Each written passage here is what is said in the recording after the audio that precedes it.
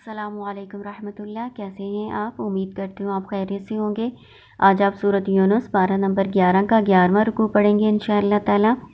شروع کرتے ہیں اللہ کے نام سے۔ اعوذ باللہ من الشیطان الرجیم، بسم اللہ الرحمن الرحیم۔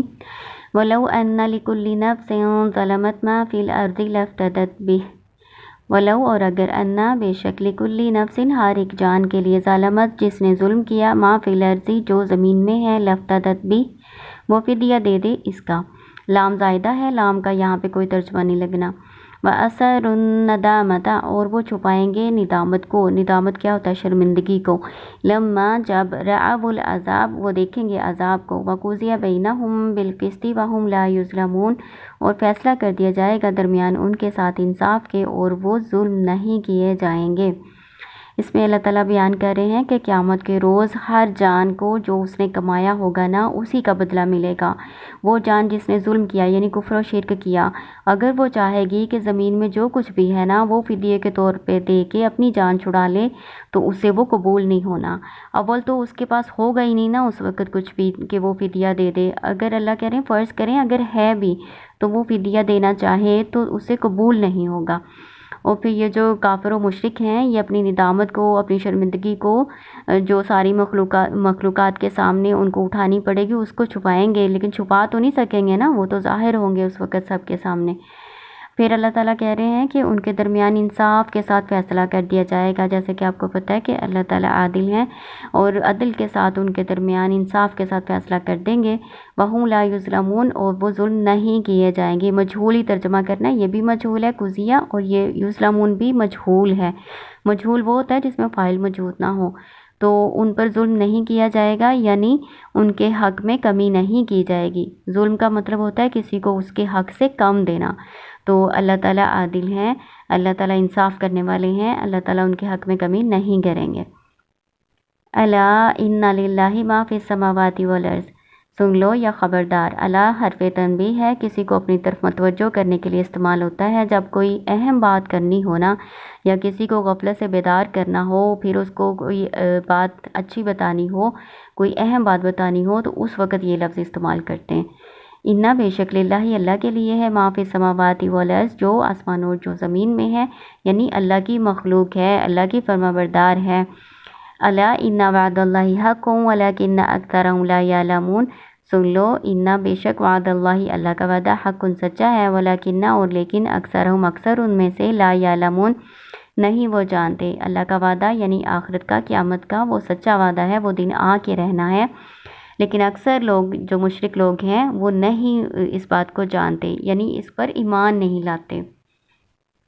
ہوا وہ یحیی وہ زندہ کرتا ہے، وہ یمیت اور مارتا ہے، وہ الیہ ترجعون اور اسی کی طرف تم لوٹائے جاؤ گے۔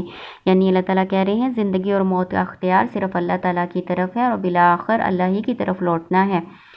یا ایہا الناس اے لوگوں قد تحقیق یا بلا شبہ جاءتکم آ گئی تمہارے پاس موعظۃ من ربکم نصیحت تمہارے رب کی طرف سے، وشفاء لما فی الصدور اور شفا اس کے لیے جو سینوں میں ہے، وہدی ورحمۃ للمؤمنین اور ہدایت اور رحمت مومنوں کے لیے۔ یہاں اللہ تعالیٰ سارے لوگوں کو مخاطب کر رہے ہیں، یہاں پہ اللہ تعالیٰ نے مومنوں کو یا ایھا الذین آمنوا نہیں کہا ہوا، ٹھیک ہے نا، متقین نہیں کہا ہوا، یہاں پہ اللہ تعالیٰ نے تمام عام لوگوں کو مخاطب کر کے اللہ تعالیٰ نے کہا ہے کہ اے سارے جہان کے لوگوں، قیامت تک آنے والے سارے لوگوں، جیسے ہمارے نبی صلی اللہ علیہ وسلم سارے لوگوں کی طرف جو قیامت تک آنے والے ہیں یا اس وقت کے موجود سارے لوگوں کے لیے رحمت للعالمین تھے اور نبی اور رسول بنا کر بھیجے گئے تھے، اسی طرح ان کی کتاب جو ان پر نازل فرمائی گئی ہے وہ بھی تمام لوگوں کے لیے نصیحت ہے۔ تو اللہ تعالیٰ مجموعی طور پر سارے انسانوں کو کہہ رہے ہیں کہ بلا شبہ تمہارے پاس اللہ کی طرف سے نصیحت آ گئی ہے۔ نصیحت سے مراد کیا ہے؟ موعظہ نصیحت کو کہتے ہیں، یعنی ایسی نصیحت جس کے ذریعے سے لوگوں کو انجام سے ڈرایا جائے، یا اچھے انجام سے یا برے انجام سے لوگوں کو ڈرایا جائے، ان کو پہلے ہی بتایا جائے، اچھے انجام کا شوق دلانے کے لیے ان کو نصیحت کی جائے تاکہ وہ اچھے اعمال کی طرف راغب ہو، برے اعمال کرنے چھوڑ دیں، اور برے انجام سے ان کو ڈرایا جائے تاکہ وہ برے اعمال سے بچ جائیں۔ اور اچھے اعمال کر کے جنت حاصل کریں، اچھا انجام حاصل کریں، ٹھیک ہے نا۔ موعظہ کا مطلب آپ نے یاد رکھنا ہے، نصیحت کو کہتے ہیں، یاد دہانی کو کہتے ہیں، یعنی اچھے یا برے انجام کی یاد دہانی۔ وہ شوق کے ذریعے سے بھی ہو سکتی ہے کہ آپ ان کو اچھے کاموں کی طرف ترغیب دلائیں، اور برے انجام سے ڈرانا بھی ہو سکتا ہے، ٹھیک ہے۔ قرآن میں یہ دونوں باتیں موجود ہیں، اور یہ شفا بھی ہے اس کے لیے جو سینوں میں ہے۔ سینوں میں کیا ہے؟ سینوں میں دل ہے، تو دلوں کے لیے یہ شفا ہے۔ کن چیزوں کے لیے شفا ہے؟ دلوں میں جتنی بھی بیماریاں ہیں نا، چاہے وہ کفر ہے، شرک ہے، یا منافقت ہے، یا بغض ہے، کینہ، حسد، اس طرح کی ساری بیماریوں کے لیے یہ شفا ہے، ظاہری بھی اور جو باطنی ہے، جو نظر نہیں آتی، ان کے لیے بھی شفا ہے، ٹھیک ہے نا۔ تو شک و شبہات کو بھی دور کرتی ہے یہ کتاب، جن باتوں میں لوگ اختلاف کرتے ہیں نا، ان کا فیصلہ کرتی ہے۔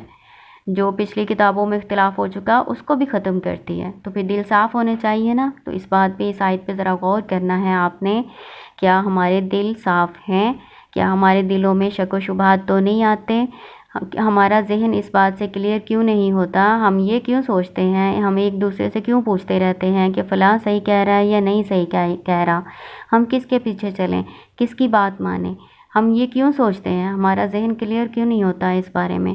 تو آپ نے اس پہ غور کرنا ہے۔ اس کی وجہ اللہ تعالیٰ نے اس میں یہی بتائی ہے کہ ہم قرآن کو پڑھتے نہیں ہیں، ہم صرف تلاوت کرنے کے لیے اس کو کھولتے ہیں، کبھی کبھی وہ بھی کہ ثواب حاصل کرنا ہے تلاوت کر کے۔ ہم اس کا نہ ترجمہ پڑھتے ہیں اور نہ ہم اس کے معنی اور اس کے احکامات پر غور کرتے ہیں۔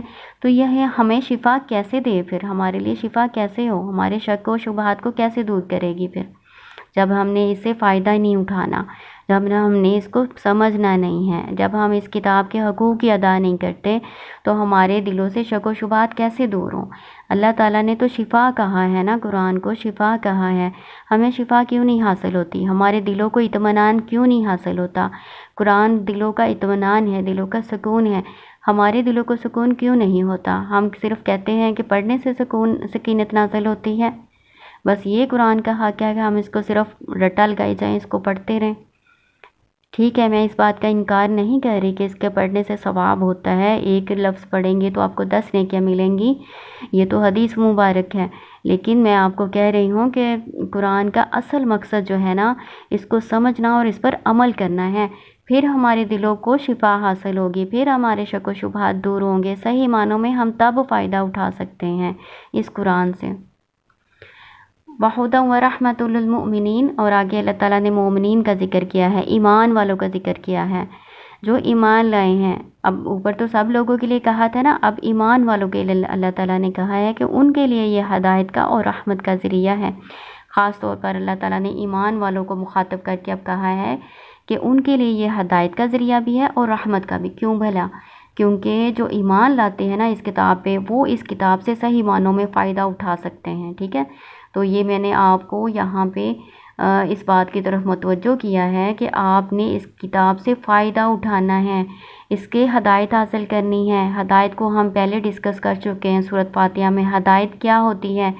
ہم ہر نماز کی رکعت میں ہم اللہ سے ہدایت کی دعا مانگتے ہیں، ہے نا، دعا بھی مانگتے ہیں تو کوشش بھی تو کرنی چاہیے نا، دعا اور دعا ساتھ ہو تو پھر کامیابی ہوتی ہے نا۔ تو ہم نے کوشش بھی کرنی ہے کہ ہدایت حاصل ہو ہمیں، اور ہدایت کہاں سے لینی ہے؟ اللہ تعالیٰ سے لینی ہے، اللہ کی کتاب کے ذریعے سے لینی ہے۔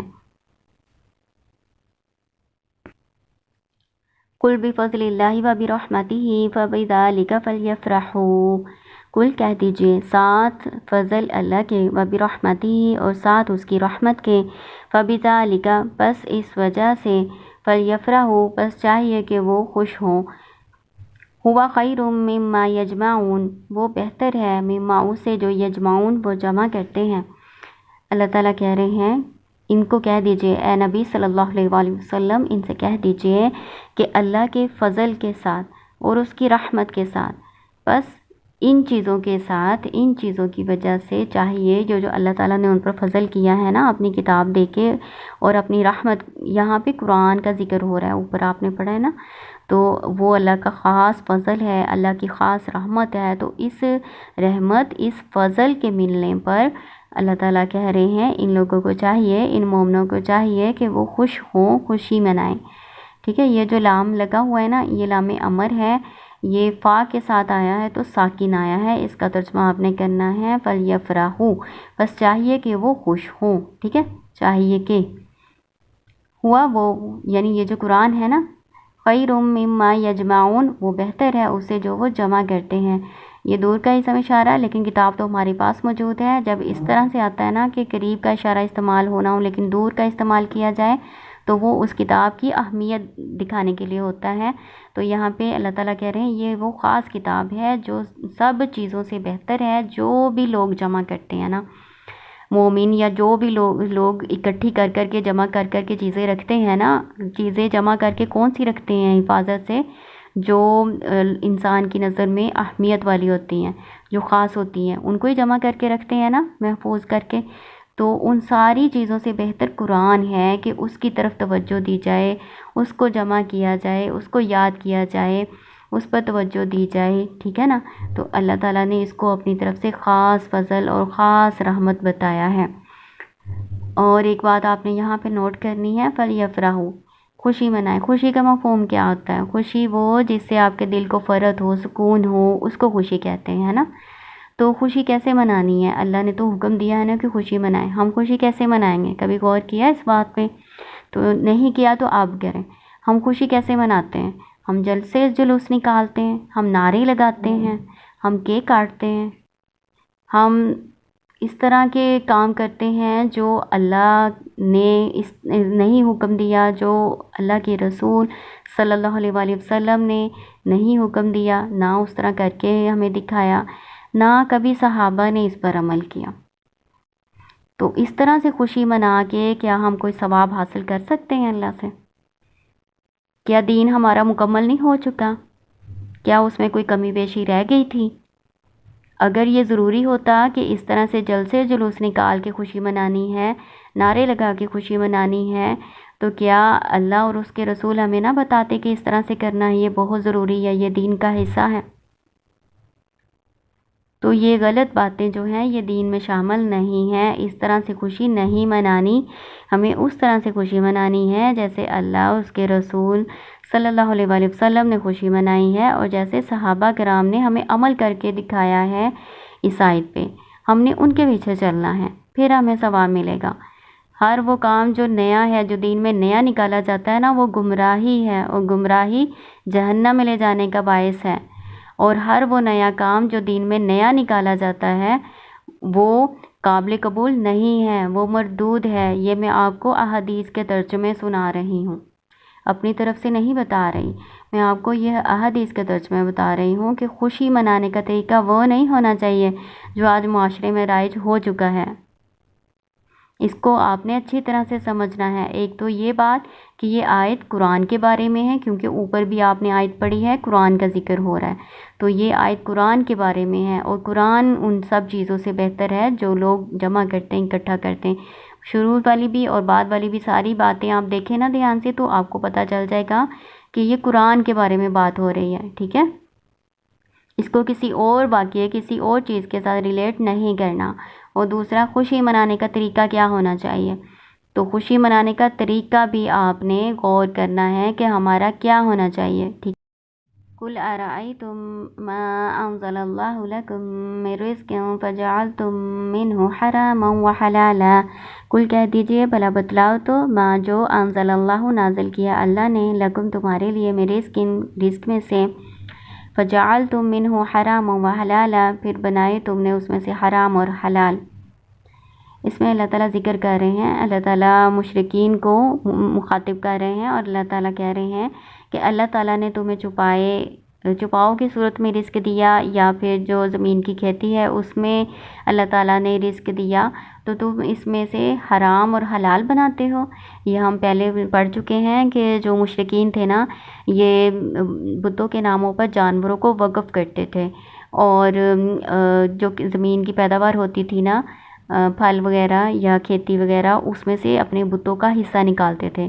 تو یہ اللہ کا رزق ہے نا، اللہ تعالیٰ نے دیا ہے، تو اللہ کے دیے ہوئے رزق میں سے بتوں کا حصہ نکالتے تھے، اس کو حرام کرتے تھے اپنے اوپر، یہ آپ پہلے پڑھ چکے ہیں، میں نے آپ کو سارا ان کے بارے میں بتایا ہے۔ بحیرہ، صاحبہ، اس طرح کے جانور تھے جن کو بتوں کے ناموں پہ چھوڑتے تھے، کسی کا کان چیر دیتے تھے نشانی کے طور پہ، کسی کے کان میں سوراخ کر دیتے تھے، تو اس کو حرام کر لیتے تھے اپنے اوپر کہ اس کو استعمال نہیں کرنا سواری کے لیے، یا اس کو کھانا نہیں ہے، اس کا دودھ نہیں استعمال کرنا، ٹھیک ہے نا۔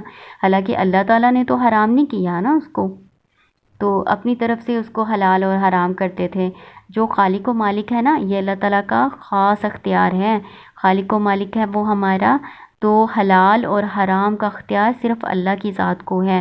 کوئی اپنی طرف سے کسی چیز کو حلال یا حرام نہیں کر سکتا۔ اس بات کو اپنے اچھی طرح سے سمجھ لینا ہے کہ اپنی طرف سے اگر کوئی کسی چیز کو حلال یا حرام کر رہا ہے تو یہ شرک ہے، یہ غلط ہے، ٹھیک ہے۔ حلال اور حرام کا اختیار صرف اللہ کے ہاتھ میں ہے۔ کوئی اپنی طرف سے کسی چیز کو حلال نہیں کہہ سکتا، کسی چیز کو حرام نہیں کہہ سکتا۔ کوئی چیز ناپسند ہے تو وہ اور بات ہے، لیکن اس کو اپنے اوپر حرام کر لینا یا پھر کسی کو نہ کھانے دینا، کسی پہ حرام کر دینا، تو وہ غلط ہوگا، وہ شرک میں آئے گا، ٹھیک ہے۔ آپ اپنی ذاتی ناپسندیدگی کے بنا پر اگر کوئی چیز نہیں کھا رہے یا پرہیز کے طور پر کوئی چیز نہیں کھا رہے تو یہ اور بات ہے۔ یہاں پہ حلال اور حرام، جیسے کچھ لوگ کہتے ہیں کہ لوہے کی انگوٹھی نہیں پہننی ہے نا، اس طرح کی اور کئی باتیں، کچھ لوگ کالا کپڑا پہننے کو حرام کہہ دیتے ہیں، کچھ لوگ بڑا گوشت کھانے کو حرام کہہ دیتے ہیں، ہے نا، کہ یہ چیز نہیں کھانی، یہ نہیں کام کرنا، وہ نہیں کام کرنا۔ تو یہ سارے اپنی طرف سے جو بناتے ہیں نا، ان کو اللہ سے ڈرنا چاہیے، یہ حرام ہے، یہ شرک ہے، ٹھیک ہے۔ قل اللہ اذن لکم، کہہ دیجئے کیا اللہ نے، یہ جو اللہ ہے نا، اس میں دو حمزہ ہیں، ایک حمزہ کا مطلب کیا ہے اور ایک اللہ جو ہے، ایک حمزہ جو ہے وہ اللہ کا ہے، ٹھیک ہے، دو حمزہ ہیں اس کے اندر۔ کیا اللہ نے، اس کا ترجمہ بنتا ہے کیا اللہ نے، اذن لکم، تمہیں اجازت دی ہے، ام علی اللہ تفترون، یا تم اللہ تعالیٰ پر افطرا کرتے ہو۔ اللہ تعالیٰ کہہ رہے ہیں ان سے پوچھو کہ اللہ تعالیٰ نے تمہیں اس بات کا حکم دیا ہے۔ جو مشرکین اللہ کے علاوہ بتوں کے نام پہ نکالتے تھے نا جانوروں کو یا کھیتی جو پیداوار ہوتی تھی اس میں سے، تو اللہ پر جھوٹ باندھتے تھے کہ اللہ نے ہمیں ایسا کرنے کا حکم دیا ہے۔ اس پہ میں نے ساری ویڈیو بنائی ہوئی ہے اس بات پہ نا، آپ نے وہ دیکھ لینی ہے۔ تو اللہ تعالیٰ کہہ رہے ہیں کیا میں نے تمہیں ایسا کرنے کا حکم دیا ہے یا تم اللہ تعالیٰ پر افطرا باندھتے ہو؟ وما ظن الذین، اور نہیں گمان ان لوگوں کا، یا کیا گمان ہے ان لوگوں کا، یفترون علی اللہ الکذب یوم القیامہ، جو افطرا کرتے ہیں اللہ پر جھوٹ یوم القیامت، قیامت کے روز۔ ان اللہ، بے شک اللہ تعالیٰ، لذو فضل، فضل والا ہے، علی الناس، لوگوں پر، ولکن، اور لیکن، اکثر ان میں سے لا یشکرون، نہیں وہ شکر کرتے۔ اللہ تعالیٰ کہہ رہے ہیں کہ یہ جو لوگ اللہ پر جھوٹ باندھتے ہیں قیامت کے روز کے بارے میں ان کا کیا گمان ہے، وہ کیا خیال کرتے ہیں، کس وجہ سے اللہ تعالیٰ پر جھوٹ باندھتے ہیں، وہ کیا گمان ہے، ان کا کیا خیال ہے۔ پھر اللہ تعالیٰ کہہ رہے ہیں اللہ تعالیٰ تو بڑے فضل والا ہے لوگوں پر، یعنی اللہ تعالیٰ ان کی فوراً پکڑ نہیں کرتا، اللہ تعالیٰ نے ان کو مہلت دی ہوئی ہے، لیکن پھر بھی جو اکثر لوگ ہیں نا وہ شکر نہیں کرتے۔ السلام علیکم ورحمۃ اللہ۔